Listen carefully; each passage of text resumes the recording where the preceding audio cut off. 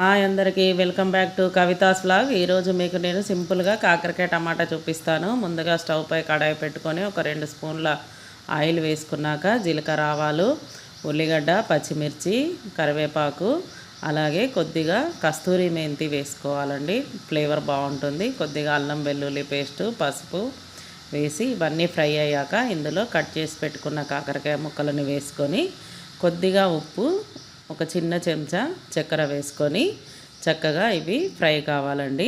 మంచిగా నూనెలో colour change అయ్యేంత వరకు ఫ్రై అయితే కాకరకాయ ముక్కలు కొద్దిగా చేదు తగ్గుతుంది. చూడండి, ఇలా మొత్తం ఫ్రై అయ్యాక ఇప్పుడు ఇందులోకి ఒక 3 టమాటాలు చిన్నగా కట్ చేసుకున్న టమాటా ముక్కలని వేసుకోవాలి.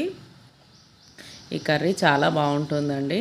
చూడండి, ఇలా టమాటా వేసుకున్నాక కొద్దిగా రుచికి సరిపడినంత కారము, అలాగే ముందుగా కొంచెం ఉప్పు వేసాం కదండి, దానికి చూసుకొని ఇంకా కొద్దిగా ఉప్పు వేసుకోవాలి.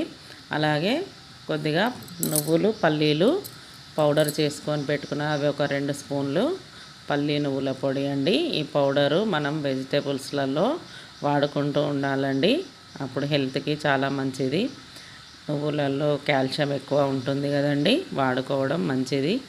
చూడండి, ఇలా మొత్తం కలిపాక ఇందులోకి కొద్దిగా వాటర్ వేసుకోవాలండి.